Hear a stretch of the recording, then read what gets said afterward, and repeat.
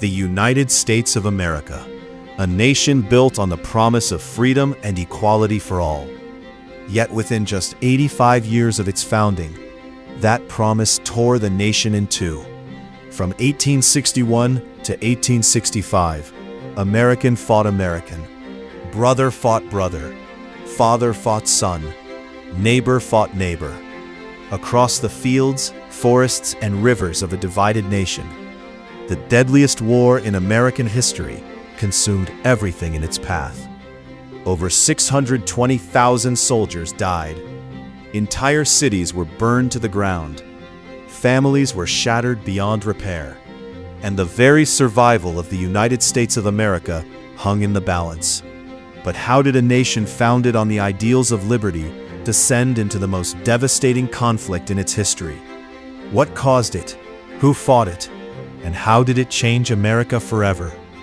This is the entire history of the American Civil War. To understand the American Civil War, we must first understand the deep and fundamental divisions that had existed within the United States since the very moment of its founding.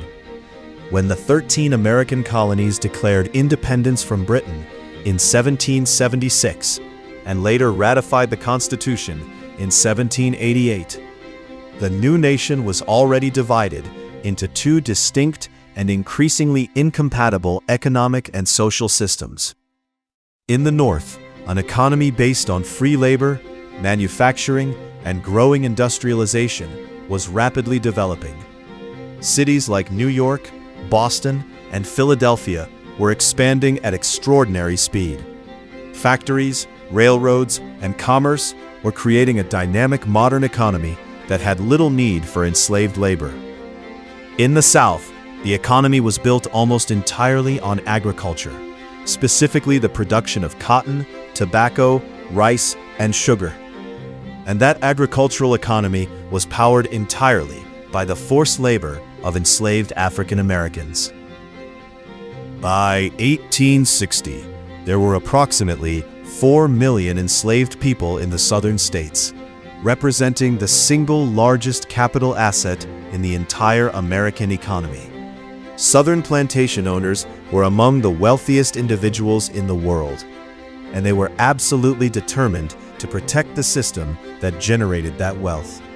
The question of whether slavery should be permitted to expand into new Western territories as the United States grew had dominated American politics for decades. Every time a new state was admitted to the Union, Congress was forced to confront the explosive question of whether it would enter as a free state or a slave state. The Missouri Compromise of 1820 had attempted to resolve this tension by drawing a geographical line across the country. Slavery would be permitted south of the line and prohibited north of it. But this fragile agreement merely postponed the inevitable confrontation. The Compromise of 1850 attempted another temporary solution, admitting California as a free state, while strengthening the controversial Fugitive Slave Act, which required citizens of free states to assist in the capture and return of escaped enslaved people to their owners. This deeply unpopular law inflamed Northern public opinion against slavery more than any previous legislation had done. Throughout the 1850s, the tensions between North and South escalated rapidly toward a breaking point. In 1852, Harriet Beecher Stowe published Uncle Tom's Cabin, a novel depicting the brutal reality of slavery that sold over 300,000 copies in its first year alone. It transformed Northern public opinion and made slavery a deeply personal moral issue for millions of Americans who had previously remained indifferent. In 1854, the Kansas-Nebraska Act effectively repealed the Missouri Compromise by allowing settlers in new territories to decide for themselves whether to permit slavery, a concept its author, Senator Stephen Douglas, called popular sovereignty. The result was an immediate outbreak of violent conflict in Kansas Territory as pro-slavery and anti-slavery settlers flooded in and began fighting each other in a bloody preview of the war to come. This conflict became known as Bleeding Kansas. In 1857, the Supreme Court delivered its infamous Dred Scott decision, ruling that enslaved people were not citizens and had no right to sue for freedom, and that Congress had no authority to prohibit slavery in any territory. The decision was celebrated throughout the South and caused outrage throughout the North. In October 1859, the radical abolitionist John Brown led a small group of followers in a raid on the federal arsenal at Harper's Ferry, Virginia, hoping to seize weapons and spark a slave rebellion across the South.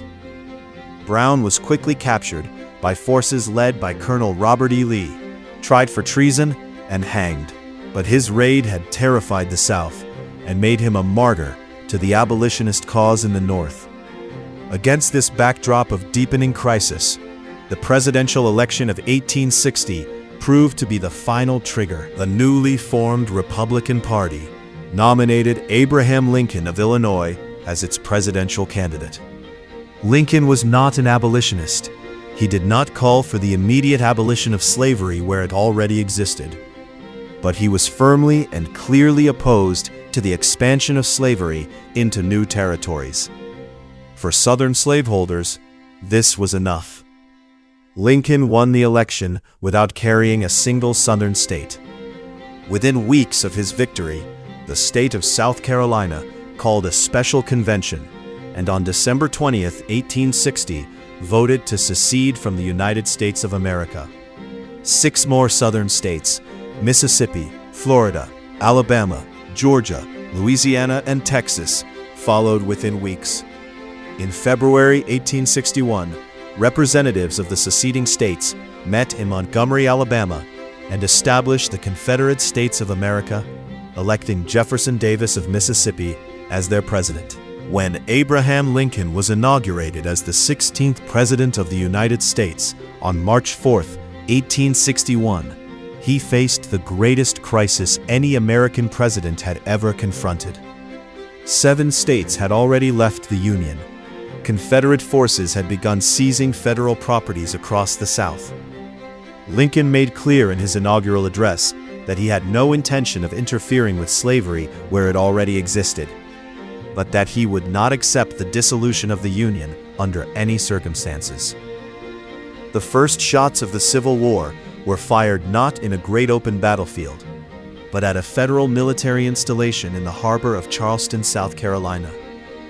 Fort Sumter was a federal garrison manned by Union troops under Major Robert Anderson. Confederate President Jefferson Davis demanded its surrender. Lincoln refused to abandon it and ordered a supply ship to resupply the garrison. Confederate General P.G.T. Beauregard opened fire on Fort Sumter on April 12, 1861.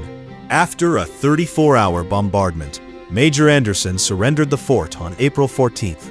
Remarkably, no Union soldiers were killed in the battle itself, but the attack on Fort Sumter electrified the nation. Lincoln called for 75,000 volunteer soldiers to suppress the rebellion. 4 more Southern states, Virginia, Arkansas, Tennessee, and North Carolina, immediately seceded and joined the Confederacy in response. The Civil War had begun in earnest. Both sides entered the conflict with profound miscalculations about what lay ahead. The Confederacy believed that the North would never commit to a long and costly war to force Southern states back into a union they had freely chosen to leave. They also believed that Britain and France, dependent on Southern cotton for their textile industries, would recognize the Confederacy as an independent nation. The Union believed the rebellion would be quickly crushed. Many expected the war to be over within 90 days. Both sides were catastrophically wrong. The early months of the war dealt a series of shocking blows to Union confidence. At the First Battle of Bull Run in July 1861, fought just 25 miles from Washington, D.C., a Union army advancing confidently toward the Confederate capital of Richmond was routed and sent fleeing back toward Washington in chaos. Civilian spectators who had driven out from Washington to watch what they expected to be a quick Union victory, fled alongside the retreating soldiers. The message was unmistakable. As 1861 gave way to 1862, both sides began to grasp the true scale and savagery of the conflict they had unleashed. In the Western theater, Union General Ulysses S. Grant emerged as a determined and aggressive commander. In February 1862, Grant captured Fort Henry and Fort Donelson in Tennessee, taking over 12,000 Confederate prisoners and opening the Tennessee and Cumberland rivers to Union naval forces. The victories made Grant a national hero in the North. But in April 1862, the Battle of Shiloh in Tennessee shocked both sides with its ferocious intensity. Over 2 days of fighting, more than 23,000 men were killed, wounded, or missing. The scale of casualties was unlike anything Americans had ever experienced. Ulysses Grant later wrote that after Shiloh, he gave up all hope of saving the Union, except by complete conquest of the South. In the Eastern Theater, Confederate General Robert E. Lee assumed command of the Army of Northern Virginia in June 1862 and immediately demonstrated the brilliant, aggressive generalship that would make him one of the most celebrated military commanders in American history. In the 7 days battles, Lee drove Union General George McClellan's massive army away from the gates of Richmond in a series of ferocious assaults. Lee followed this success with a stunning victory at the Second Battle of Bull Run in August 1862, once again routing Union forces near Washington. Emboldened by his successes, Lee made the fateful decision to take the war into Northern territory, crossing the Potomac River into Maryland. The resulting Battle of Antietam on September 17, 1862, became the single bloodiest day in American military history. In a single day of fighting along the banks of Antietam Creek near Sharpsburg, Maryland, approximately 22,717 men were killed, wounded, or missing. The fighting was so intense that a sunken farm road later became known simply as Bloody Lane, filled so deeply with Confederate dead that soldiers could walk along it on bodies. Although the battle ended inconclusively, Lee was forced to withdraw back into Virginia. It was enough for Lincoln to claim a strategic Union victory, and on September 22, 1862, he issued a preliminary proclamation that would transform the entire meaning of the war. On January 1, 1863, President Abraham Lincoln issued the Emancipation Proclamation, declaring that all enslaved people in Confederate states in rebellion against the United States were henceforth and forever free. The Emancipation Proclamation did not immediately free a single enslaved person. It applied only to states in rebellion where the Union had no enforcement power. Enslaved people in the border states that remained in the Union were not affected. But its significance was profound and transformative. It redefined the war. What had begun as a conflict to preserve the Union was now explicitly also a war to end slavery. It made it politically impossible for Britain or France, both of whom had abolished slavery decades earlier, to recognize or support the Confederacy. And it authorized the enlistment of African American men into the Union Army. By the end of the war, approximately 180,000 African American soldiers had served in the Union Army, comprising nearly 10% of its total strength. These men fought with extraordinary courage and determination, knowing that if captured by Confederate forces, they faced execution or re-enslavement rather than treatment as prisoners of war. The summer of 1863 brought the two decisive turning points of the entire war. In the East, Confederate General Robert E. Lee launched his second and most ambitious invasion of Northern territory, marching his Army of Northern Virginia into Pennsylvania with the aim of winning a decisive victory on Northern soil that would force Lincoln to negotiate peace. The two armies collided at the small town of Gettysburg, Pennsylvania, on July 1, 1863. Over 3 days of ferocious fighting, the Battle of Gettysburg became the largest battle ever fought in North America. On the third and final day, Lee ordered a massive frontal assault against the strongly defended center of the Union line on Cemetery Ridge. Approximately 12,500 Confederate soldiers marched across nearly a mile of open ground under devastating Union artillery and rifle fire. The assault, known to history as Pickett's Charge, was shattered with catastrophic losses. Lee was forced to retreat back into Virginia. He would never again have the strength to invade the North. On the very same day that Lee began his retreat from Gettysburg, July 4, 1863, Confederate General John C. Pemberton surrendered the city of Vicksburg, Mississippi, to Ulysses Grant after a 47-day siege. The fall of Vicksburg gave the Union complete control of the Mississippi River, cutting the Confederacy in two and fulfilling a key element of the Union's strategic Anaconda Plan to strangle the South. The tide of the war had turned decisively in favor of the Union. In March 1864, President Lincoln made the decision that would ultimately determine the outcome of the war. He appointed Ulysses S. Grant as General-in-Chief of all Union armies.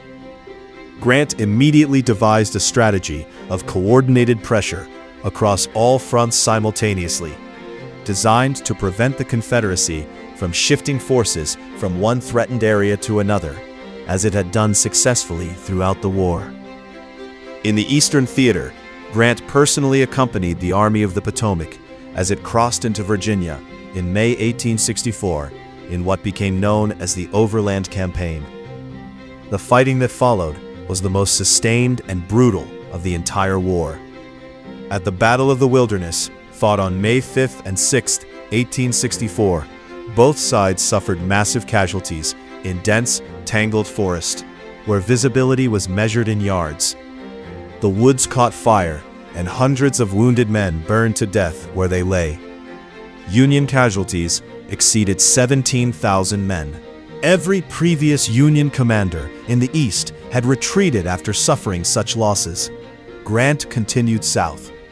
At Spotsylvania Courthouse, Cold Harbor, and a dozen other engagements, Grant hammered Lee's army relentlessly, absorbing massive casualties himself, but inflicting losses the Confederacy could not replace.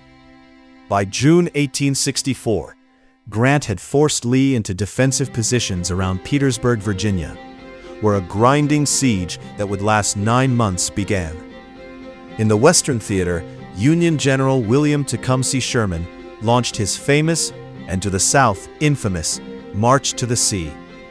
Sherman captured Atlanta, Georgia in September 1864, a victory that came at a critical moment and virtually guaranteed Lincoln's re-election in November 1864. Sherman then led his army on a devastating march from Atlanta to the port city of Savannah, cutting a path of destruction 60 miles wide through the heart of Georgia. Sherman's strategy was deliberate. He aimed to destroy the South's capacity and will to continue the war by targeting its economic infrastructure and civilian morale. Sherman captured Savannah in December 1864 and then turned north through the Carolinas, further destroying Confederate supply lines and industrial capacity. By early 1865, the Confederacy was dying. Its armies were starving and deserting in large numbers. Its economy had collapsed. Its territory was shrinking rapidly under Union pressure from all directions. On April 1, 1865, a Union assault broke through Confederate lines at Petersburg. Lee was forced to abandon both Petersburg and the Confederate capital of Richmond, which fell to Union forces on April 3, 1865. Lee retreated westward with what remained of his Army of Northern Virginia, fewer than 30,000 exhausted and starving men. Grant pursued relentlessly, cutting off every avenue of escape. On April 9, 1865, Palm Sunday, Robert E. Lee met Ulysses S. Grant at the McLean House in the small Virginia village of Appomattox Courthouse. Lee arrived in full dress uniform with his sword. Grant arrived in a private's uniform, spattered with mud from the road. The terms Grant offered were generous. Confederate soldiers would be paroled and allowed to return home. Officers could keep their sidearms. Soldiers who owned horses could keep them, Grant noting quietly that they would need them for the spring plowing. Lee signed the Articles of Surrender.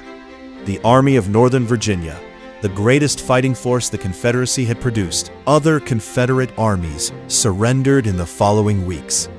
The last Confederate general to surrender was Stand Watie, a Cherokee leader, who laid down his arms on June 23, 1865. The Civil War was over, but the joy of Union victory was almost immediately overshadowed by tragedy.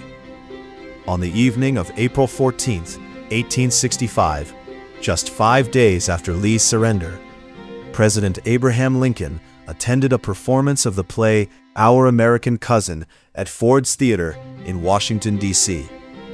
At approximately 10:15 in the evening, Confederate sympathizer and actor John Wilkes Booth entered the presidential box and shot Lincoln in the back of the head at point-blank range. Lincoln was carried unconscious to a boarding house across the street, where he died at 7:22 in the morning of April 15, 1865. The man who had guided the nation through its greatest crisis, who had issued the Emancipation Proclamation and preserved the Union, would not live to see the peace he had worked so hard to secure. The period that followed, known as Reconstruction, attempted to rebuild the shattered South and integrate 4 million formerly enslaved people as full citizens of the United States. The 13th Amendment formally abolished slavery throughout the United States in December 1865. The 14th Amendment granted citizenship and equal protection under the law to all persons born in the United States in 1868. The 15th Amendment guaranteed the right to vote, regardless of race, in 1870.